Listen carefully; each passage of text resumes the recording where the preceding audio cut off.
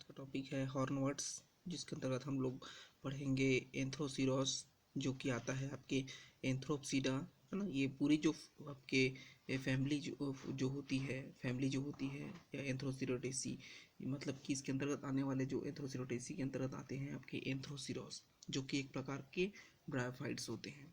ठीक है, तो ब्रायोफाइट्स में ये हॉर्नवर्ड्स के अंतर्गत आती है। हॉर्नवर्ड्स के अंतर्गत इसलिए रखा गया है क्योंकि इसमें जो स्पोरोफाइटिक स्ट्रक्चर होता है हॉर्न शेप में या सींग नुमा होता है।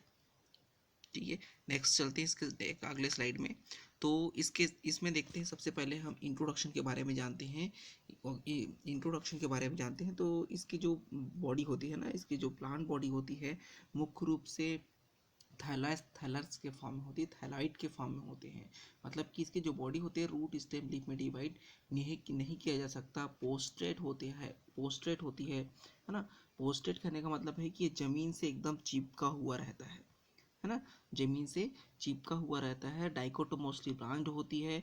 इसके अलावा इसके थैलस होते हैं लोबडेड होती है। ठीक है, लोबडेड होती है। इसका जो थैलस होती है मुख्य रूप से ना मोनोसियस टाइप का होता है। इसके एक ही थैलस में male gamete and female gamete का फॉर्मेशन हो सकती है। दूसरा आता है इसका ऑक्यूरेंस के बारे में। तो ऑक्यूरेंस का मतलब होता है प्राप्ति स्थान। ठीक है, तो ज़्यादातर जो ब्रायोफाइट्स होती है हम पहले से जानते हैं, क्योंकि जो ब्रायोफाइट्स होती है जिसको हम एम्फीबियस प्लांट बोलते हैं, जो कि नम स्थानों पर और टेरिस्ट्रियल स्थान दोनों पर भी पाया जा सकता है। ठीक है, तो वैसे ही आपके एंथ्रोसीरोस होते हैं। एंथ्रोसीरोस का जो ब्रायोफाइट्स होती है ये भी मुख्य रूप से टेरिस्ट्रियल स्थान पर, ये नम या फिर छायादार स्थानों पर पाई जाती है।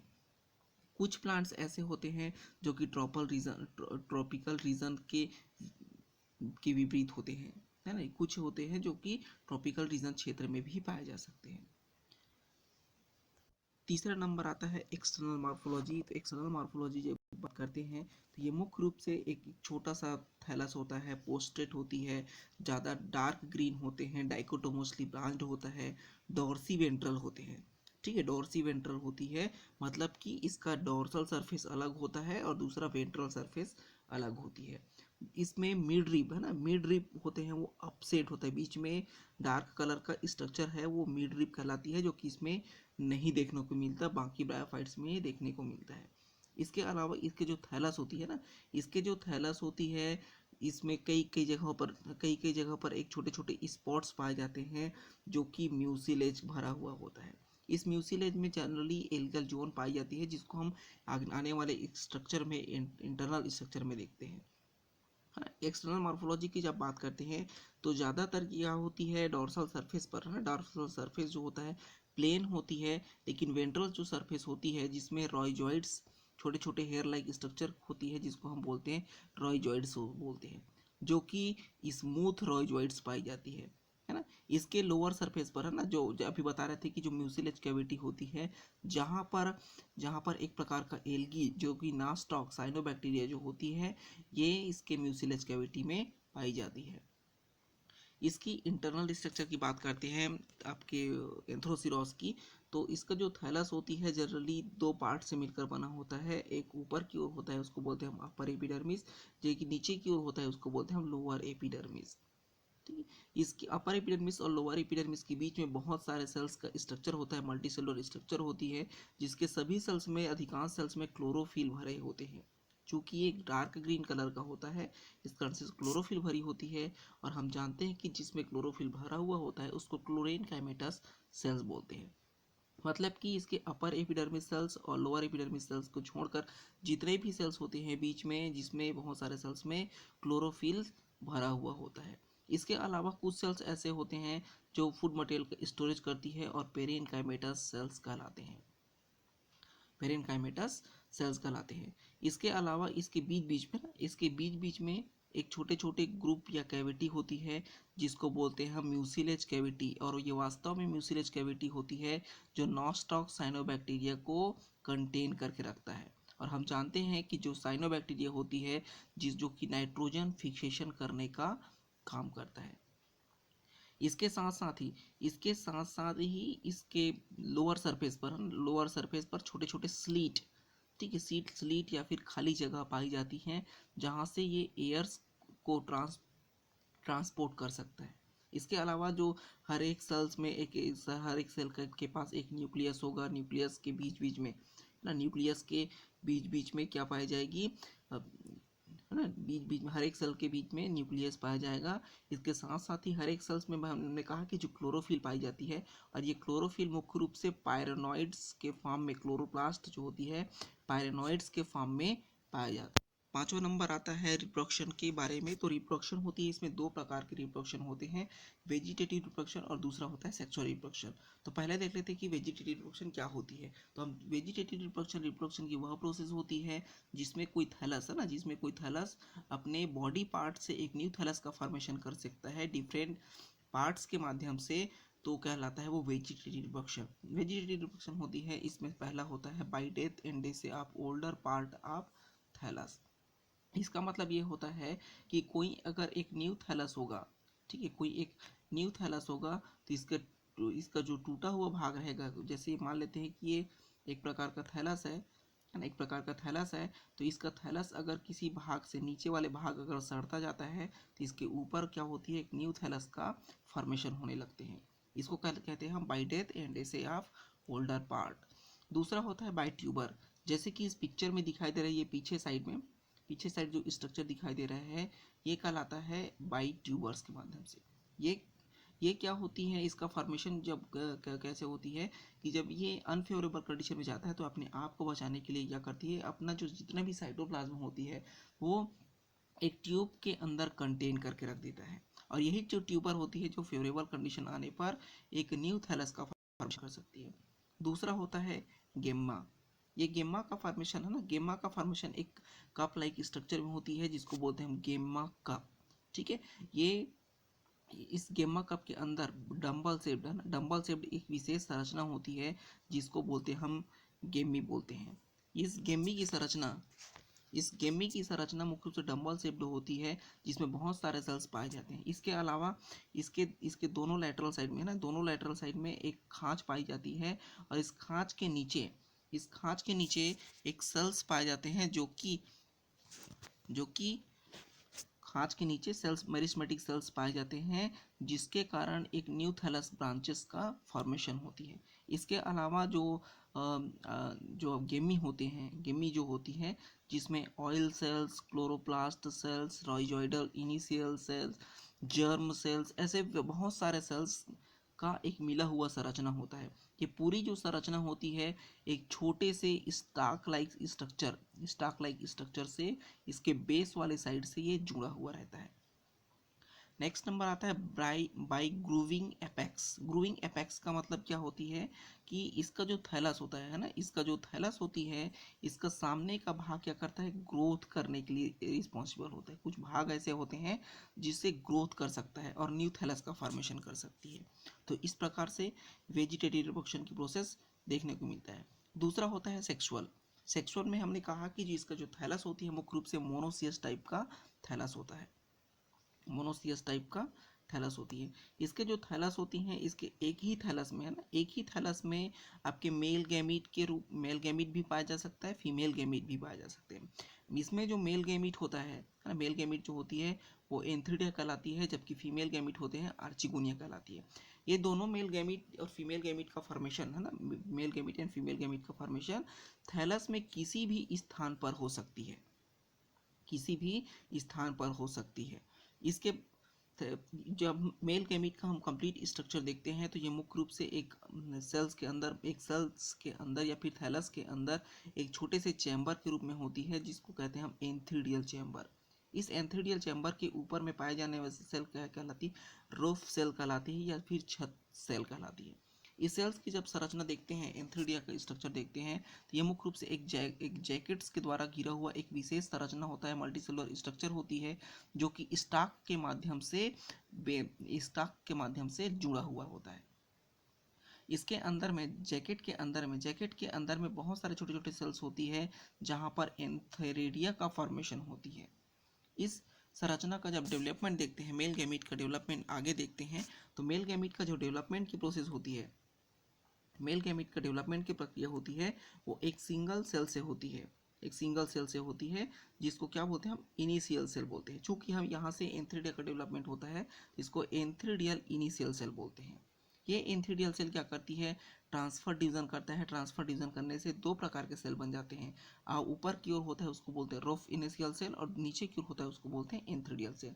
ये सेल्स क्या करती है, फिर से कंटिन्यू डिवाइड होते हैं, और कंटिन्यू डिवाइड होने से बहुत सारे सेल्स का संरचना बनती है। बहुत सारे जो सेल बने हुए होते हैं उसमें एंटीक्लाइनल क्लॉकवाइज और दूसरा एंटी क्लॉकवाइज और दूसरा एंटी क्लॉकवाइज।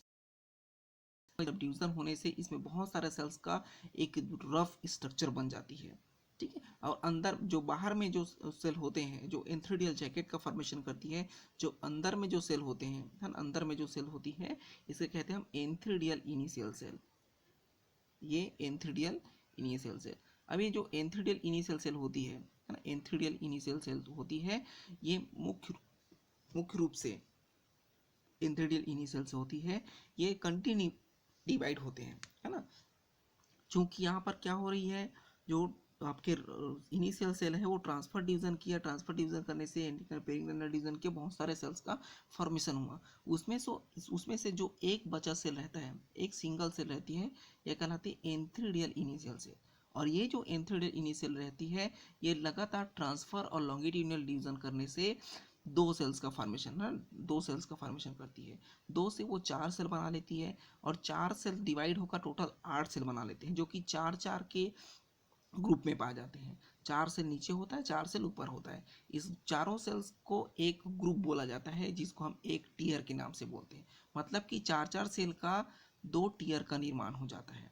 अब जो ऊपर की ओर चार सेल रहती है, ये फिर डिवाइड होकर चार सेल और चार सेल अन्य चार सेल का फॉर्मेशन कर लेते हैं, ठीक है, जिससे चार चार सेल के तीन टीयर्स का निर्माण हो जाता है। अब नीचे वाला जो सेल होता है, नीचे वाले जो चार सेल होती है, ये मुख्य रूप से स्टॉक सेल का फॉर्मेशन करती है, स्टॉक सेल का फॉर्मेशन करती है। जबकि ऊपर में बना हुआ आठों सेल्स पेरिक्लाइनल डिवीजन करने से दो लेयर का फॉर्मेशन करता है, दो लेयर का फॉर्मेशन करता है।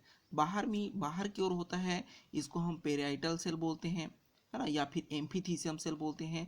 और अंदर की ओर होता है, उसको बोलते हैं हम एंड्रोगोनियल सेल बोलते हैं, ठीक है, एंड्रोगोनियल सेल बोलते हैं। अब ये जो एंड्रोगोनियल सेल होती है, ये लगातार डिवाइड होते हैं और सभी कहलाती है एंड्रोगोनियल मदर सेल कहलाते हैं। अब ये जो एंड्रोगोनियल मदर सेल होती है, काफ़ी ज़्यादा डेवलप हो जाते हैं और लगातार डिवाइड होकर ये एंथ्रोजॉइड्स का फॉर्मेशन करती है, जो कि एक जैकेट के अंदर या एंथ्रीडियल जैकेट के अंदर बंद होते हैं। नेक्स्ट नंबर आता है डेवलपमेंट ऑफ आर्चिगोनिया, जिसमें हम देखते हैं फीमेल गैमीट का डेवलपमेंट या फिर आर्चिगोनिया का डेवलपमेंट। आर्चिगोनिया के डेवलपमेंट की प्रोसेस में सबसे पहले एक इनिशियल सेल होती है, या फिर एक्टिव सेल्स होते हैं थैलस के, वो क्या बनाती है, फीमेल गैमीट का डेवलपमेंट करती है। फीमेल गैमीट का डेवलपमेंट एक इनिशियल सेल से होती है या प्रारंभिक सेल से होते हैं, इस कारण से इसको आर्चिगोनियल इनिशियल सेल बोलते हैं। ये सेल क्या करती है, पहले पहले क्या करती है, वर्टिकल डिवीजन करता है। वर्टिकल डिवीजन करने से बहुत सारे सेल्स का समूह बना लेता है या फिर एक लेयर बना लेती है, जिसमें बाहर वाले सेल्स को हम बोलते हैं पेरिफेरल सेल या फिर जैकेट सेल बोलते हैं, और अंदर में बीच में से होती है उसको प्राइमरी एक्सियल सेल बोलते हैं। इसकी संरचना को हम लेटरल साइड से देखते हैं तो इस तरीके से दिखाई देता है, जबकि इसको हम उसके अपर व्यू से देखते हैं, ऊपर से देखते हैं तो कुछ इस तरीके से दिखाई देती है, जिसमें जिसमें जो बाहर की ओर जो सेल रहती है उसको हम जैकेट सेल बोलते हैं, जबकि अंदर की ओर होता है उसको बोलते हैं प्राइमरी एक्सियल सेल। वास्तव में ये प्राइमरी एक्सियल सेल ही ऐसा सेल होता है जिससे आर्चिगोनिया का डेवलपमेंट होती है। अभी जो प्राइमरी एक्सियल सेल होती है ना, प्राइमरी एक्सियल सेल होते हैं, ये ट्रांसफर डिवीजन करता है। ट्रांसफर डिवीजन करने से इसमें दो सेल्स का फॉर्मेशन हो जाता है, एक तो आउटसाइड होते हैं, दूसरा इनसाइड होता है। आउटसाइड जो होता है वो मुख्य रूप से प्राइमरी नेक कैनाल सेल का फॉर्मेशन करती है या फिर कवर सेल का फॉर्मेशन करती है, जबकि नीचे की ओर जो सेल रहता है, नीचे की ओर सेल रहती है, ये सेल डिवाइड होकर प्राइमरी वेंट्रल कैनाल सेल का फॉर्मेशन करते हैं। और ये जो प्राइमरी वेंट्रल कैनाल सेल होती है, ये प्राइमरी वेंट्रल कैनाल सेल होते हैं, ये डिवाइड हो जाता है नेक कैनाल सेल्स में और वेंट्रल कैनाल सेल और एग सेल में। क्योंकि जो आपके बाहर था, आउटर सेल था, वो उसका काम था कवर सेल का फॉर्मेशन करना, जबकि नीचे वाला सेल था, इनर सेल था, वो जो फिर सेंट्रल सेल थे, ये क्या किए, पहले प्राइमरी वेंट्रल सेल का फॉर्मेशन किया, और यही जो प्राइमरी वेंट्रल सेल था, ये neck canal cells, ventral canal cell और एक सेल्स में डिवाइड हो जाता है इस तरीके से इस प्रकार का मुख्य स्ट्रक्चर मिलती है, जो कि हमारा क्या कहलाता है, आर्चिगोनिया कहलाती है। अब मेल गैमीट और फीमेल गैमीट का फॉर्मेशन कंप्लीट हो जाता है, उसके बाद आता है स्पोरोफाइट डेवलपमेंट या फिर फ्यूजन की प्रोसेस। तो मेल गैमीट और फीमेल गैमीट फ्यूज होकर क्या बनाती है, आफ्टर फर्टिलाइजेशन ये जाइगोट का फॉर्मेशन करती है, जो कि 2n स्ट्रक्चर होती है। सबसे पहले ये जो जाइगोट स्ट्रक्चर होता है, इसमें एक बार वर्टिकल होता है या खड़ा डिवीजन होता है। खड़े डिवीजन से दो लेटरल साइड में टू सेल्स स्ट्रक्चर का फॉर्मेशन कर लेती है। ये जो 2 सेल स्ट्रक्चर होती है, इसमें फिर ट्रांसफर डिवीजन होता है और ट्रांसफर डिवीजन होने से 4 सेल स्ट्रक्चर का फॉर्मेशन हो जाती है। ये प्रारंभिक 4 सेल होती है। सबसे पहले वर्टिकल और ट्रांसफर डिवीजन करने से 4 सेल होते हैं, वो 8 सेल में डिवाइड हो जाती है, जो कि 4 सेल के 2 टीयर का फॉर्मेशन हो जाता है। अब ये जो ऊपर वाला जो टीयर रहता है, ऊपर वाला जो 4 सेल होती है, ये फिर से डिवाइड होते हैं और फिर से वो 4 सेल के 2 टीयर का फॉर्मेशन कर जाती है। इस प्रकार से पूरे 4 सेल के 3 टीयर का निर्माण हो जाती है। अब नीचे वाला जो 4 सेल्स होती है, इसका काम होता है फूड का फॉर्मेशन करना। बीच वाले का काम होता है सीटा का फॉर्मेशन करना। चूंकि इसमें सीटा का फॉर्मेशन, सीटा अब्सेंट होती है और सीटा के स्थान पर कॉल्यूमेला होती है या फिर मेरिस्टेमेटिक टिश्यूज के ग्रुप पाए जाते हैं, उसका फॉर्मेशन होता है। लेकिन जो ऊपर वाले जो सेल होती है, उसका काम होता है कैप्सूल का फॉर्मेशन। अब ये जो नीचे वाला सेल्स होती है, फूट वाले सेल्स, उसको छोड़कर दोनों सेल्स जो सीटा और कैप्सूल वाले सेल्स होते हैं, ये क्या करती है, एंटीक्लाइनल और पेरिग्नल डिवीजन करते हैं, क्लॉकवाइज और एंटी क्लॉकवाइज। क्लॉकवाइज और एंटी क्लॉकवाइज जब डिवीजन करता है तो 2 लेयर का निर्माण होता है, जिसमें बाहर की ओर होता है उसको बोलते हैं बाहर की ओर होता है उसको बोलते हैं एम्फीथीसियम, और अंदर की ओर होता है उसको बोलते हैं एंडोथीसियम। अब एम्फीथीसियम जो सेल होती है, ये वास्तव में जैकेट का फॉर्मेशन करती है, जबकि एंडोथीसियम का लेयर जो होता है, एक कॉलम, लंबी कॉलम का फॉर्मेशन करती है। अब ये जो एंडोथीसियम की लेयर होती है, लगातार ट्रांसफर्स डिवीजन होते जाते हैं। ट्रांसफर डिवीजन होने से, है ना, ट्रांसफर्स डिवीजन होने से ये बीच वाले जो सेल होते हैं एंडोथीसियम की सेल्स, ये लंबी लंबी फिलामेंटस स्ट्रक्चर का फॉर्मेशन करने लगते हैं, लंबा सेल्स का फॉर्मेशन करने लगते हैं। अब ये जो सेल होती है ना, एंडोथीसियम की सेल्स है ना, जो एंडोथीसियम की सेल लॉन्गी ट्रांसफर डिवीजन करने से एक लंबी फिलामेंटस स्ट्रक्चर का फॉर्मेशन करती है, जिसमें जिसमें नीचे वाला सेल, जैसे इस स्ट्रक्चर में कंप्लीट आपको दिखाई दे रहा है कि नीचे वाला सेल से फूट कहलाती है।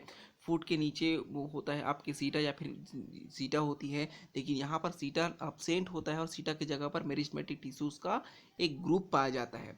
और ऊपर वाला पूरा भाग क्या कहलाता है, कैप्सूल कहलाती है, जिसके बीच में, है ना, जिसके बीच में ये वाले भाग में क्या होती है, कॉल्यूमेला प्रेजेंट होती है। कॉल्यूमेला के दोनों साइड पर चैम्बर पाए जाते हैं, जिसमें स्पोर्स प्रेजेंट होते हैं, और ये स्पोर्स मुख्य रूप से स्पोर टेट्राड के फॉर्म में होते हैं, जो कि स्पोर्स मदर सेल में मियोसिस डिवीजन करने से होता है। स्पोर्स मदर सेल जब सक्सेसिव टाइप का डिवीजन करती है, सक्सेसिव मियोसिस करती है, तो स्पोर टेट्राड का निर्माण होती है। और स्पोर मदर सेल जब इन सक्सेसिव टाइप का डिवीजन करता है, तो इसमें स्यूडो इलेटर्स का निर्माण होता है, जो कि वास्तव में स्यूडो इलेटर्स होते हैं, जो कैप्सूल के डिस्पर्सन कराने में मदद करता है, क्योंकि स्यूडो इलेटर्स होती है वातावरण से वाटर का एब्जर्वेशन कर सकता है या फिर एटमॉस्फेयर से उनका ऑब्जर्वेशन करके वो अपने साइज को इंक्रीज करता है। जैसे ही वो अपने साइज को इंक्रीज करता है, तो इसके दीवार पर या फिर स्पोरोफाइट के दीवार पर, कैप्सूल की दीवार पर एक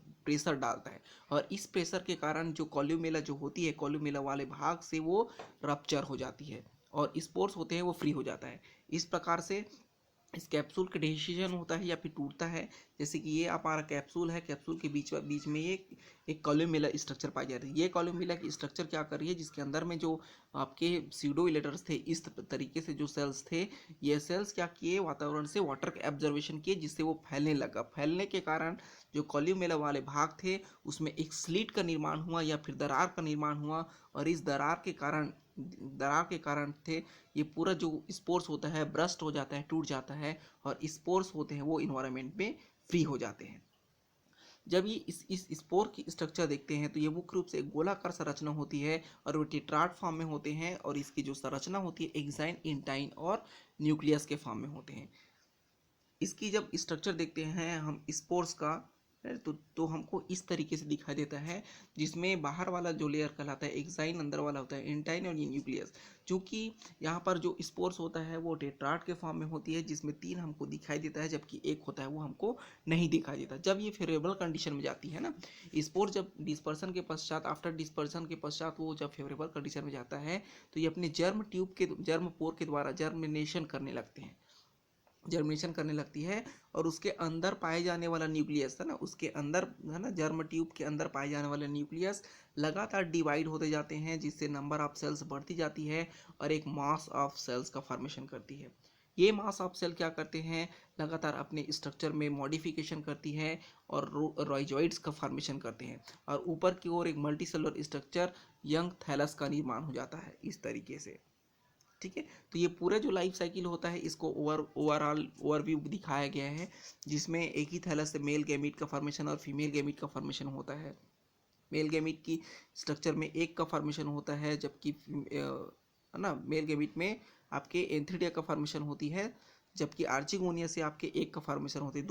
डोनेशन होता है और जाइगोट का निर्माण होती है, और इस जाइगोट स्ट्रक्चर होता है जो कि 2n स्ट्रक्चर का फॉर्मेशन कर, जाइगोट से स्पोरोफाइट का डेवलपमेंट कराता है, स्पोरोफाइटिक जनरेशन कहलाती है, जिसमें जाइगोट जो होते हैं ट्रांसफर डिवीजन करती है, ट्रांसफर डिवीजन करके इम्ब्रियो का फॉर्मेशन करता है, और ये इम्ब्रियो लगातार डिवाइड होकर 4 सेल के 3 टेयर में डिवाइड हो जाते हैं, और फूट, सीटा और कैप्सूल है ना, जो कि यहाँ पर सीटा अपसेट होता है, वहाँ पर मेरिस्मेटिक जोन पाए जाते हैं, और कैप्सूल का फॉर्मेशन करती है। और इस कैप्सूल के अंदर क्या होती है, स्पोर्स मदर सेल होते हैं। ये spores mother cell meiosis division करती है और स्पोर टेट्राड का निर्माण करता है। और यही जो स्पोर टेट्राड आफ्टर डेहिएशन मतलब टूटने के पश्चात वो फेवरेबल कंडीशन में आकर मास ऑफ सेल बनाती है, और यही मास ऑफ सेल्स है ना, यही मास ऑफ सेल्स अपने स्ट्रक्चर में मॉडिफिकेशन करके एक कंप्लीट न्यू थैलस, एंथ्रोसिरोस थैलस का फॉर्मेशन करती है। इस तरीके से ये जो ऊपर के जो स्टेप्स हैं, ऊपर के स्टेप्स जहाँ पर मियोसिस डिवीजन कर स्पोर टेट्राड बनाती है, और फर्टिलाइजेशन के पहले तक की प्रोसेस क्या कहलाता है, आपके गैमेटोफाइटिक स्टेज कहलाती है, या गैमेटोफाइटिक जनरेशन कहलाती है। जबकि आफ्टर फर्टिलाइजेशन जब जाइगोट का फॉर्मेशन होती है और स्पोर्स मदर सेल तक के बनने की प्रोसेस कहलाती है आपकी स्पोरोफाइटिक जनरेशन या स्पोरोफाइटिक स्टेज। इस प्रकार से आपके एंथ्रोसिरॉस का जो लाइफ साइकिल होती है, या प्लांट जो स्ट्रक्चर कंप्लीट होते हैं, जिसमें एंथ्रोसिरॉस के ओवरव्यू के बारे में जाने। Thank you.